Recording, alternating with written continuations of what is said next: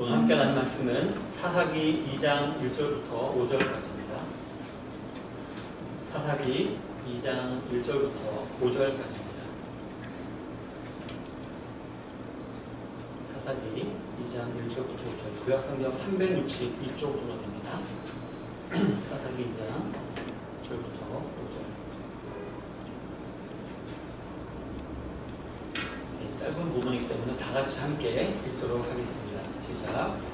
여호와의 사자가 길갈에서부터 보김으로 올라와 말하되 내가 너희를 애굽에서 올라오게 하여 내가 너희의 조상들에게 맹세한 땅으로 들어가게 하였으며 또 내가 이르기를 내가 너희와 함께한 언약을 영원히 어기지 아니하리니 너희는 이 땅의 주민과 언약을 맺지 말며 그들의 재난들을 헐라 하였거늘 너희가 내 목소리를 듣지 아니하였으니 어찌하여 그리하였느냐. 그러므로 내가 또 말하기를 내가 그들을 너희 앞에서 쫓아내지 아니하리니 그들이 너희 옆구리에 가시가 될 것이며 그들의 신들이 너희에게 올무가 되리라 하였노라.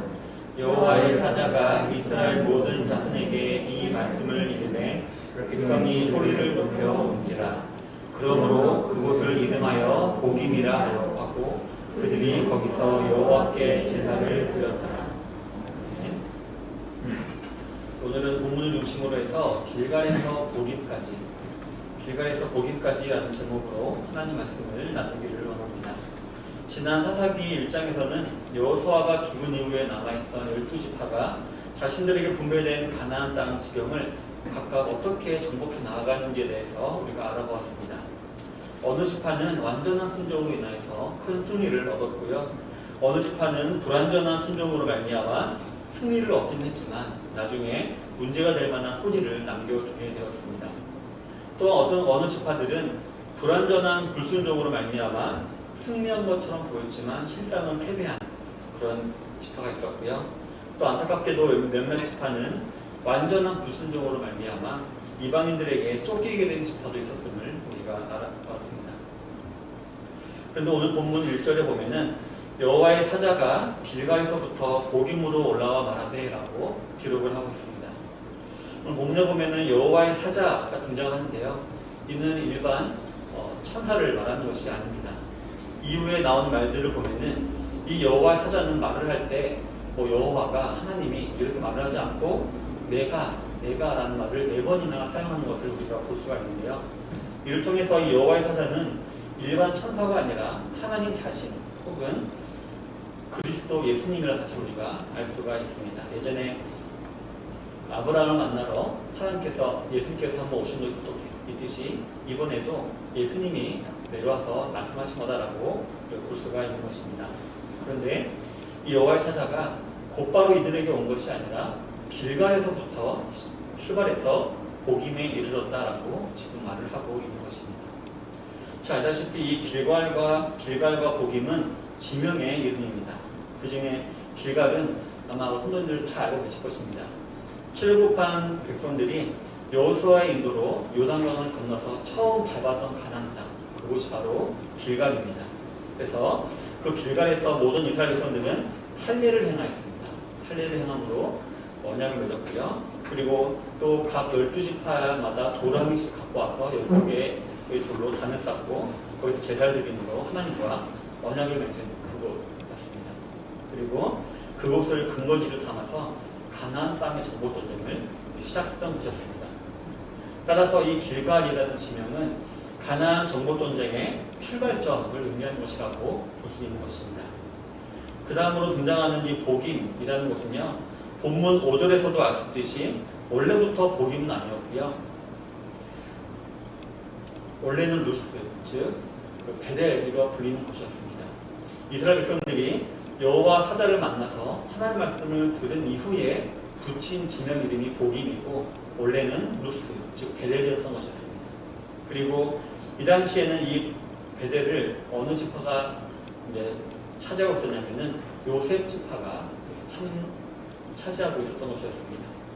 그리고 우리 지난 시간 알아보았듯이 이 당시 12지파 중에서 가장 강력한 두 지파가 있었는데 바로 유다 지파와 요셉 지파였습니다. 또한 마지막 부분을 보면은 처음의 시작은 유다로 시작했지만 맨 마지막 기록은 요셉 족속이 가나안 정복 전쟁을 마무리시키는 것처럼 이렇게 등장하거든요. 그 아셀인가요? 거기 뺏지 못하자 요셉이 도와서 완전히 다 이렇게 정복시킨 그 사실이 기록이 되어 있는데요. 따라서 이 정복 전쟁을 요셉이 이렇게 마무리한 것처럼 기록이 되어 있고, 그래서 이제 아마도 이제 모든 12지파가 정복 전쟁을 마쳤다 하고 이제 이 베델에 모여서 아마 그 종전을 축하하기 위해서 다 같이 모였던 것 같습니다.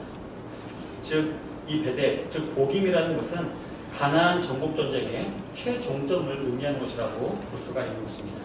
따라서 여호와의 사자가 길갈에서부터 복임에 이르렀다라고 한 것은 하나님 혹은 그리스도 예수님께서 이 정복 전쟁의 시작과 끝을 함께하고 계셨다라는 그런 의미가 되는 것입니다.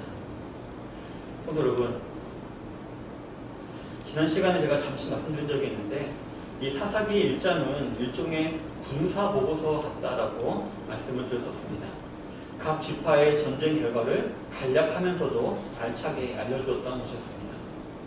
이런 연장선상에서 사사기 2장은 일종의 판결문과 같은 형식을 가지고 있습니다. 가나안 정복 전쟁의 시작과 끝을 함께 하신 예수님께서 군사보고서에 근거해서 그들을 고소 혹은 고발하는 것처럼 그들의 잘못된 점을 일일이 판단하고 있는 것입니다. 그렇다면 이스라엘 백성들이 하나님 앞에서 받은 첫 번째 판단은 무엇이었을까요? 바로 1절 이어진 부분 나와 있습니다. 본문에서 1절에 보면 여호와의 사자는 내가 너희를 애굽에서 올라오게 하여 내가 너희의 조상들에게 맹세한 땅으로 들어가게 하였으되 또 내가 이르기를 내가 너희와 함께한 언약을 영원히 어기지 아니하리니 라고 이렇게 기록하고 있는데요. 이 본문의 의미는 간단히 말하면 지금 하나님께서 이렇게 말씀하고 계시는 것입니다. 나는 너희들에게 신실했다. 나는 너희들에게 했던 말을 하나도 안 지킨 것이 없다 라고 말씀하시는 것입니다.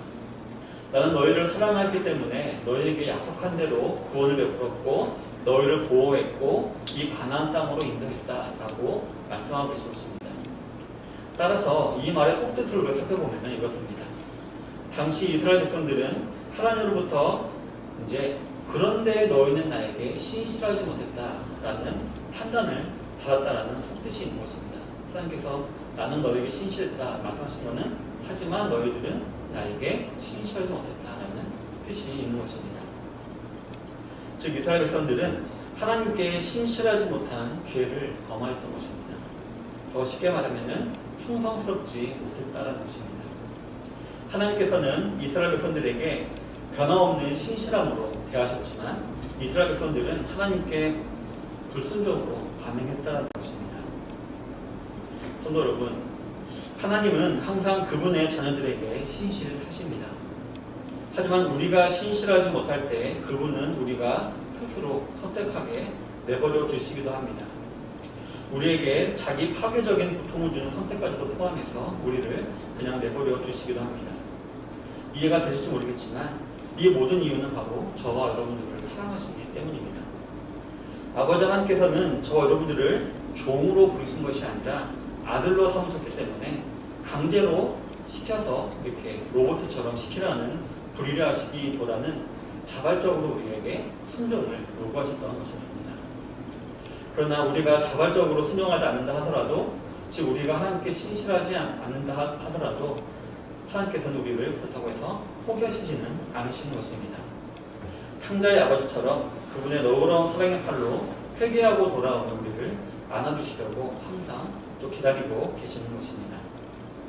따라서 오늘 사사기 2장에서 하나님께서 이스라엘 백성들을 고소하고 고발하고 이렇게 심판하려는 것처럼 말씀하시는 것은 진짜로 이스라엘 백성들을 심판하시겠다라는 뜻이 아니라 이사야서 1장 18절에서 오라 우리가 서로 변론하자 너희 죄가 주홍 같을지라도 눈과 같이 희어질 것이요 진홍같이 붉을지라도 양털같이 되리라 라고 말씀하시는 하나님의 마음과 똑같은 마음인 것입니다. 이렇게 말씀하시는 것은 우리의 죄를 지적하고 벌을 주려는 것이 아니라 회개케 하여서 용서해주기 위해서 친히 찾아오므로써 하나님의 은혜의 한 방편이라고 우리가 볼 수가 있는 것입니다. 사랑하는 성도 여러분, 오늘 여호와의 사자, 즉 예수님께서는 이스라엘 백성들이 길갈에서부터 복임으로 올라오기까지 그들과 항상 함께하고 계셨습니다. 그러면서 그들의 전쟁을 모두 다 지켜보셨습니다. 아니, 전쟁뿐만 아니라 그들의 일거수일투족 하나하나를 다 지켜보셨습니다. 따라서 어떻게 보면 이 가나안 조복 전쟁은 이스라엘 백성들의 마음이 하나님 앞에서 어떠했는가를 시험해보는 하나님의 시험대였음을 우리가 알 수가 있습니다. 그러니까 뭐 전쟁에 질 수도 있고 이길 수도 있고 이런 것이 아니라 그냥 순종하면 이길 수 있는, 그래서 진실로 하나님을 의지하고 신실하게 하나님 있는지를 시험해보는 시험대였다는 것입니다. 따라서 그들이 완전한 순종을 했든 불완전한 순종을 했든 또 불완전한 불순종을 했든 혹은 완전한 불순종을 했든지 상관없이 그들의 속마음을 겉으로 드러냈다는 것에 이 전쟁에 큰 의미가 있는 것이었습니다. 즉 그들의 마음속에 죄가 있었다는 것이 여러 전쟁의 양태로 나타났다는 것에 큰 의미가 있었다는 것이었습니다. 성도 여러분, 오늘 본문 4절 5절에 보면 여호와의 사자가 이스라엘 모든 자손에게 이 말씀을 이르매 백성이 소리를 높여 운지라. 그러므로 그곳을 이름하여 복임이라 하고 그들이 거기서 여호와께 제사를 드렸더라 라고 기록을 하고 있습니다. 이처럼 여호와의 사자가 이스라엘 백성들을 이렇게 책망하자 이제 이스라엘 백성들은 일견 회개하는 듯한 행동을 지금 보이고 있는 것입니다. 먼저는 울었습니다. 다 같이 소리 높여 울었다라고 했고요. 그래서 많이 울었기 때문에 그 성의 이름을 복임, 즉 우는 사람들이라는 뜻을 가진 단어로 불렀던 것이었습니다. 그리고 5절에 보면 그들은 제사까지 드렸다라고 했습니다. 아마도 그들은 속죄제와 화목제를 드리지 않았을까 생각됩니다. 그들의 죄악을 대속하기 위한 제사인 속죄제와 하나님과의 관계를 다시 회복하기 위한 화목제를 드렸을 것이라고 우리가 볼 수 있는 것입니다. 이것은 겉으로 볼 때에 정말 너무나도 FM적인 행동이었습니다. 회개하고 예배를 드렸다. 이것은 우리 성도가 해야 될 가장 기본적인 자세인 것입니다. 그런데 우리 성도님들은 이미 잘 알고 있습니다. 이어지는 사사기에서 보면 이스라엘 백성들이 얼마나 흉악하고 더러운 죄를 반복해서 짓고 있는지를 알고 계십니다. 즉 오늘 본문 4절 5절에 기록된 내용은 그들이 마음속에서 우러나와서 한 행동이 아니라 그저 오랫동안 보아왔고 또 들어오면서 알게 된 습관적인 종교 행위에 불과한 이례적인 반응이었다라는 것입니다. 그리고 그들은 여호와의 사자, 즉 예수님께서 지적하신 그들의 죄를 가벼운 것으로 여겼음을 반증하는 것이었습니다. 만약 그들이 진정으로 회개를 한 것이었다면 이 시점부터 사사기는 전혀 달라졌어야 했습니다. 하지만 이 시점부터 점점 사사기에 이렇게 악행이 드러나는 것을 볼 때 그들은 그들의 종교적인 행위로 그들이 지적받은 죄를 그냥 의식적으로 떼우려고 했던 것임을 우리가 알 수가 있는 것입니다. 따라서 저와 여러분들은 오늘 본문 4절, 5절을 통해서 이 당시 이스라엘 백성들이 이렇게 회개했구나, 이렇게 잘했구나 라는 것으로 이해하면 안 되고요. 나도 얘네들처럼, 나도 이 사람들처럼 타성적인 거짓된 종교 행위는 하면 안 되겠구나 라는 마음을, 두려운 마음을 받아야 할 것입니다. 그렇다면 그들이 타성에 젖은 거짓된 행위로 가리고자 했던 죄들 혹은 예수님께서 지적했음에도 불구하고 그들이 가볍게 여겼던 죄는 무엇이었을까요? 첫 번째로는 이 땅의 주민과 언약을 맺지 말라라는 명령이었습니다. 본문 2절 전반절을 보면 너희는 이 땅의 주민과 언약을 맺지 말며라고 기록을 하고 있습니다. 성도 여러분, 이스라엘 12족속이 하나님 말씀을 어기고 그 땅의 주민들과 맺었던 언약은 무엇이었을까요? 바로 노예 계약이었습니다. 하나님께서는 분명히 그 땅의 모든 거민들을 다 진멸하라고 했습니다. 하지만 이스라엘 백성들은 귀찮은 마음과 게으른 마음과 또 편해지려는 마음에 그들을 죽이지 아니하고 자기들의 수족으로 부릴 종으로 삼았습니다. 종으로 삼으면서 아마 그들은 이렇게 언약을 맺었을 것입니다. 그것은 아마 상호 불가침 조약을 맺은 것으로 보입니다. 구차하게 살아보겠다고 서로 윈윈하는 그 조약을 세운 것이었습니다. 그렇다면 두 번째 죄는 무엇이었을까요?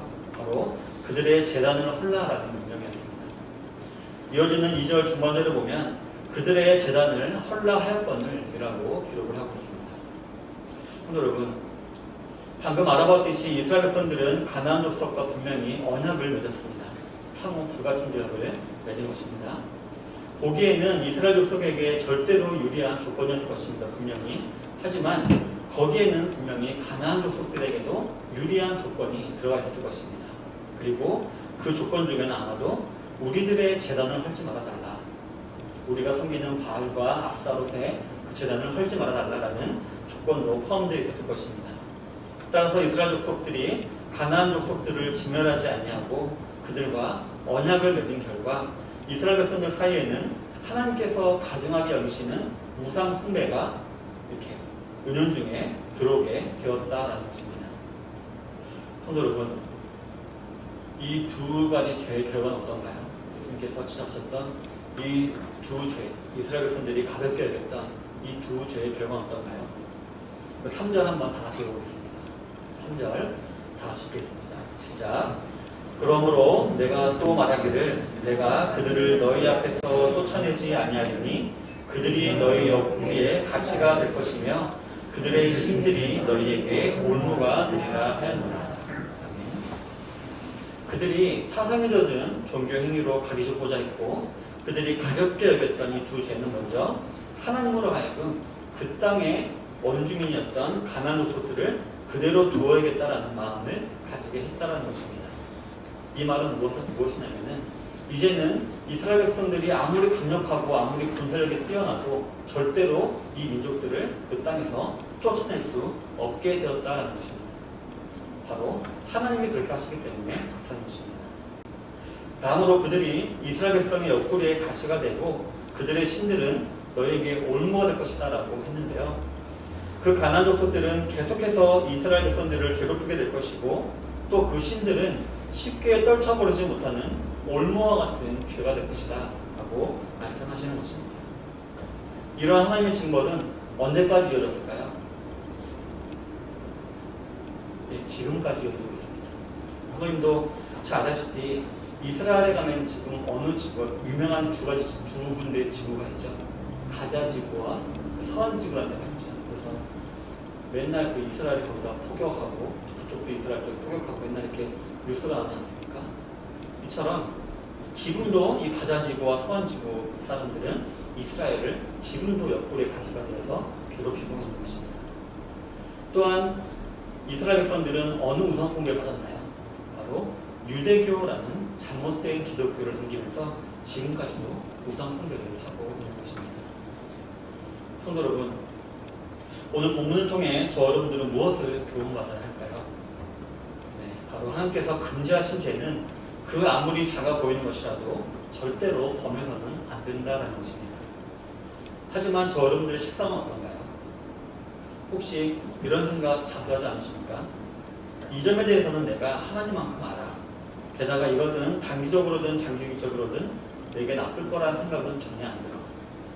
하나님 말씀에는 하지 말라고 하시지만 나는 내 앞가림도 못할 정도로 어리석지 않아. 나는 내가 하고 싶은 거 할 거야. 라는 생각 혹시 하지 않으십니까? 그리고 자신이 간접적으로 혹은 타성적으로 하는 종교 행위로 말미암아 나는 괜찮아 라고 스스로 이렇게 위로하고 계시지는 않습니까? 이러한 생각들과 행위들은 바로 논리적이며 이성적이라고 자부하며 살아가는 현대 그리스도인들에게서 자주자주 그리고 쉽게 발견할 수 있는 비이성적 행위입니다. 예수님을 찾아왔던 혹시 부자 청년에 대해서 아십니까? 이 부자 청년은 자기가 하나님 앞에서 해놓은 거 모든 것들을 다 이렇게 다 잘했다라고 이렇게 자랑하듯이 이제 얘기를 했고요. 이제 마지막으로 이제 그 당시 유명했던 예수님으로부터 이제 인정만 받으면은 된다라고 이제 생각했던 것이었습니다. 하지만 그때 예수님께서는 너에게 한 가지 오히려 부족한 것이 있다. 바로 그 모든 재물들을 다 나눠주고 나를 따라라. 나의 제자가 되어라. 근데 결국 이 부자청은 어떻게 됐나요? 근심하며 들어갔다고 했습니다. 그러니까 자기는 예수님 제자가 되지 않아도 지금까지 내가 한 걸로 충분하다라고 생각하면서 이렇게 자기 나름대로의 신앙을 이렇게 계속 유지하려고 했던 것이었습니다. 그런데 어떤 신학자들은 이러한 현상, 즉 자기도 모르는 사이에 신으로 삼고 자기가 하고 있는 신앙생활이 이 정도면 됐다라고 생각하는 것들을 영적인 광기다라고 이렇게 표현을 하고 있습니다. 말로는 하나님을 믿는다고 하면서도 실제로는 자기 마음대로 사는 영적 광기다라고 말하고 있고요. 또 이러한 것은 우리 주위에서 정말 흔하고도 쉽게 볼 수가 있는 것입니다. 따라서 혹시 이러한 모습이 자신에게 있는 것은 아닌지 우리가 진지하게 성찰해 보아야 하는 것입니다. 저 같은 경우도 이제 언제 이렇게 보는 걸 느끼게 되냐면은 가끔 이제 제 아들이 아플 때가 있습니다. 아프면은 저는 배가 아프구나, 그러면 설사약 이런 식으로 약을 주려고 하는데요. 가끔마다 지면 저희를 합니다. 아빠는 아픈데 기도해줘. 이렇게 말합니다. 근데 제가 머리를 맞은 것처럼 맞네, 제가 하나님께 기도할 생각은 안 하고 그냥 약만 줬구나 이렇게 하면서 참 목사라면서 이렇게 믿음이 없었구나 생각하게 되는데요. 이처럼 우리가 이렇게 작은 것부터 우리가 하나님을 의지하지 않냐고 내 마음대로 그냥 처방내리고 내 마음대로 살아가는 것이 참 많이 있는데, 이렇게 작은 것도 영적인 광기일 수 있다는 것입니다. 성도 여러분, 앞에서 이스라엘은 현재에도 하나님의 징벌로 인한 고통을 받고 있다라고 했습니다.